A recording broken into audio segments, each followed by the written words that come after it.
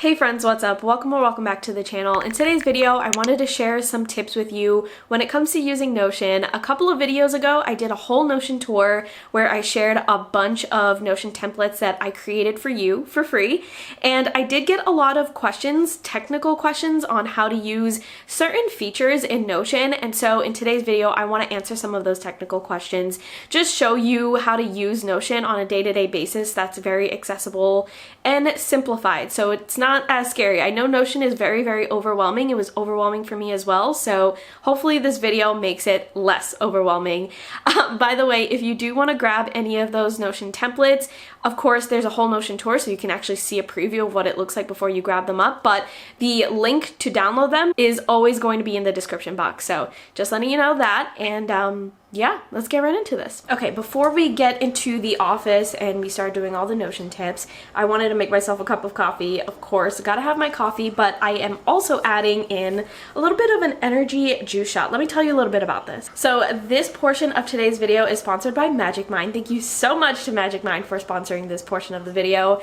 And what is Magicmine? So this cute little bottle, very aesthetically pleasing little bottle, is essentially a matcha-based energy shot. It's not like those energy shots that we all know very well. This one is actually full of scientifically researched ingredients and 10 years of research, I might add, of ingredients that are just the perfect dosage and combination for productivity. We love being productive people here on this channel, of course, so this is just the perfect thing to go alongside my morning cup of coffee so that I can stay focused throughout the day. I have been taking this little shot for a few days now and I'm starting to feel the benefits of it. I do feel like I am more focused in general, but it does say to take it for a little bit longer than that. I think about a week or a little bit more to get 100% of the benefits from this. So I will keep you updated on how that goes. But if you do want to take a look at their website, I highly recommend. There's so much information there. Not only does it have the product information, but it has all of the information about like the scientific research that went into this. I'll link it in the description box if you're interested.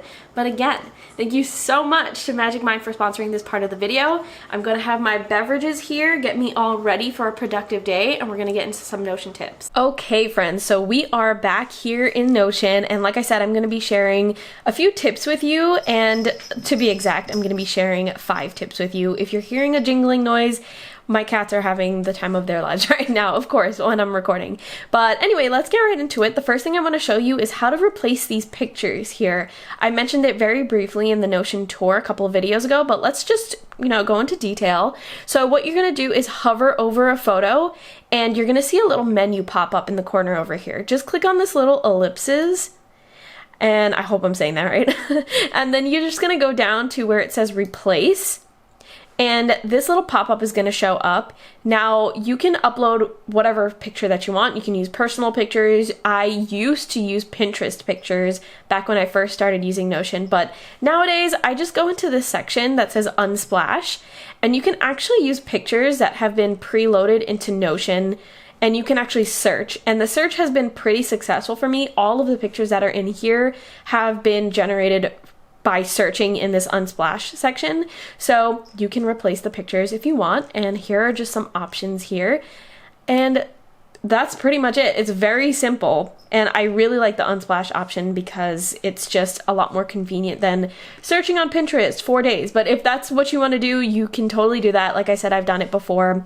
But the next thing that I want to show you is how to highlight things. So as you can see, this banner over here, it has like a brownish background. Over here as well, we have like a brown color. You can change the colors to whatever color you want. Well, not whatever color, I'll show you in a second, but you can change the background color if you want, and this is how you do it. So I'm just gonna go over here because it doesn't have a background color, and I'm gonna hover over again. This is just something that you should note about Notion. If you hover over a lot of things, it will give you a lot of different menus and features. So I'm gonna hover over this one, and as you can see, there's like, it's not ellipses, but it's something like that. You can click on that.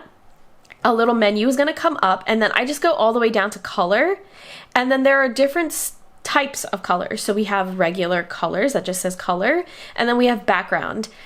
These colors over here is to change the text. So I don't know if you can see that, but the one turned blue there. I'm gonna put it back to default. And then if I want to change the background, let's say I want to change the background to say blue, that's how you do that. So you can create headers this way, you can create differentiations that way, whatever it is that you want to do, you can definitely do that. It doesn't need to have like a special kind of like heading or anything like that.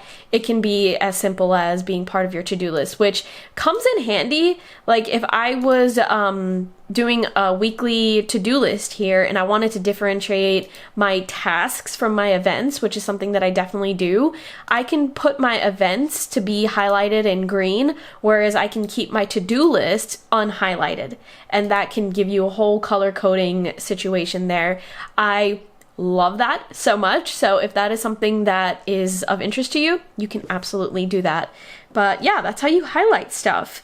Now for duplicating, removing, and modifying basic sections, I know a lot of you are going to want to modify what I've created here. This is just a stepping stone. This is just a base point.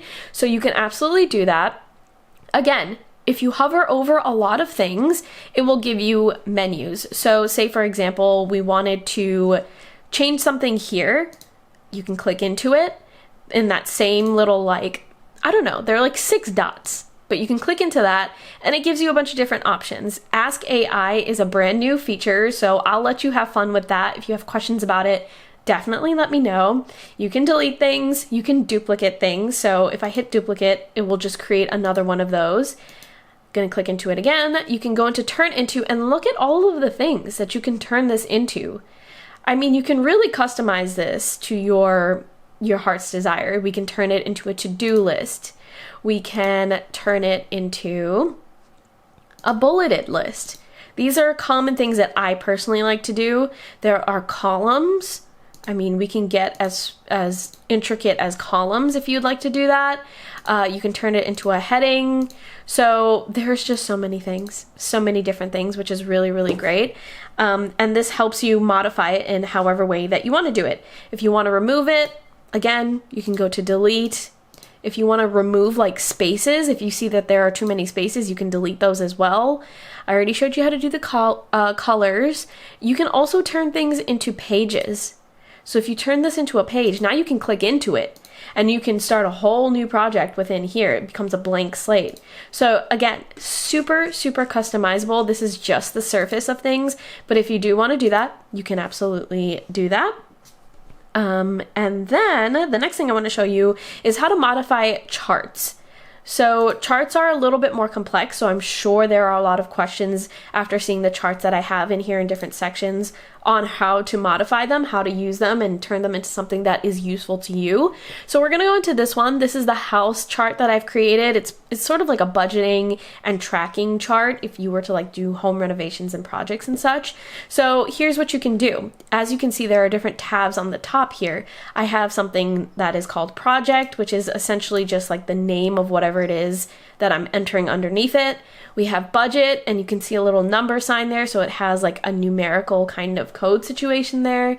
We have tags, if you like to tag things and categorize through tags. We have links, so you can put links in there and it's easy for you to access that link in a click-through kind of way. And then we have a notes section. You can adjust all of these things. If you noticed, I clicked on these things and it opened up another menu. That's another thing about Notion. Notion can get super overwhelming because there are so many menus, but once you start to look at it in a more micro level, each section has its own little baby menu and each menu serves a purpose for those sections. It gets a little less overwhelming, I hope. So I clicked into here. As you can see, this is just like a regular like name type of tab. So I just put in project because it's like a synonym for the name of whatever it is that I'm doing. And you can change the property. So when you change the property, you can change it into what type. You can change the icon. And what I mean by what type is essentially, oh my gosh, Logan is like messing with something. You can change the type of property that it is. So this one, while it's just a basic name, what is he doing? While it's just a basic name, this one is a different property because it is a numerical kind of property. And here are the different kinds of properties. So many, right? This is where it gets wild. We have text, number, select. This is like a drop down option. You can change it to, oops, sorry, I'm clicking way too fast. You can change it to status, date, people. If you want to add people into your Notion, that might get a little bit wild. There are so many different things, and they're pretty self-explanatory except for like things like formula, but if you're good with Excel, you know what that means. But these are essentially self-explanatory. Whatever you need, there's an option in here, and the properties are essentially enhanced so that it makes sense with whatever it is that you're doing. I'm going to change this back to number because I want to keep it as number, because say I duplicate this and I turn it into something else, this is keeping basically a calculation of these numbers. And so it's doing sort of like that Excel work for you because the properties are already like doing that enhanced work for you. And as you can see, it has a count of 2. It sees that there's 2 numbers. You can calculate it, count all, or you can change it to count values, all of these different things. So there are a bunch of formulas without you needing to memorize formulas. And, you know, that just makes it a little bit more easier than Excel in my opinion. But that's essentially how you tweak the chart. You can use these different properties for whatever it is that is valuable to you. You can filter it. These things are just to help you filter things based on whatever is important to you, if things need to be in like numerical order, in tag order, whatever it may be. But that's essentially how you adjust different charts. Now the last thing that I want to show you is how to add blocks. Now adding blocks is essentially just adding to whatever it is in this template or in the multiple templates that I have already created for you. You can add whatever you want, right? This is whatever you want to do with it. So this is how you add. So remember when we were over here, you can see that I was hovering over and you can see those 6 dots. Next to it, the plus sign is how you just add something. You're not duplicating something, you're not modifying something that already exists. You're starting from scratch essentially when you hit this plus button. So let's hit it. As you can see, well, they have some pop-ups nowadays because that AI feature is brand new and they really want you to use it. So you can ignore that if you want. And there's just so much AI going on here. Again, if you're interested in that, let me know. We can definitely do a deep dive in that. I have very lightly used it so far. It's super new. But anyway, I hit the plus sign and these are the different things that you can add. So many things, so many. It's still overwhelming, honestly, when I look at this because I don't use too many of these things. I haven't gotten to a point where I needed to use the full extent of all of the options here, but as you can see, the list keeps going. And you can even integrate things from different websites if that is something of interest to you. I think I even saw some Google stuff here, which we all know on this channel I'm a big fan of, but yeah. You can add whatever you want. So let's do a couple of examples. If you want to add, I already showed you how to add a page, so I'm not going to do that one. Let's add a table. It creates basically like a basic table for you. You can start customizing it from there. You can click on the, essentially if you're hovering over things and you click on it, you'll start to see what you can possibly do in that area. So I'm hovering over this little box and these buttons are coming up. I'm going to click on it. You can create headers. You can change the color of that header. You can add more as we keep going. Like, look at what we've created right here, a whole chart in a matter of seconds just by hitting that plus button and sort of like hovering over different areas and tweaking around, right? So let's do something else. We're going to hit the plus sign again. Let's do, let's do a calendar view. I'm not gonna hit a database. There you go. We just created a whole calendar right here from scratch. That gets a little bit more complicated if you want databases and stuff like that, but I just wanted to show you an example of what that looks like if you were to just start from scratch and hit plus. It gets more intricate, obviously, but again, if you have any questions, please do let me know. But yeah, that is how you start from scratch if you wanted to hit plus and have fun with this. Do some experimenting if you feel comfortable. and let me know if you have any questions, but those are the 5 tips that I have for you. Pretty basic, but I hope it helps you at least get started and feel a little less frightened. Okay, friends, so I hope those tips were helpful. I know some of them may be very basic, but again, when a lot of people go into Notion for the very first time or the first few times, it's extremely overwhelming and you don't even know where to begin. So I hope this was helpful. Let me know if you have any additional questions when it comes to using Notion on a day-to-day basis. I can definitely do a follow-up. But that is all. I hope you're enjoying those free templates. A lot of you reached out and said that they are amazing, and I'm so glad to hear that feedback. I appreciate it. Thank you so much for being here, and I will talk to you in next week's video.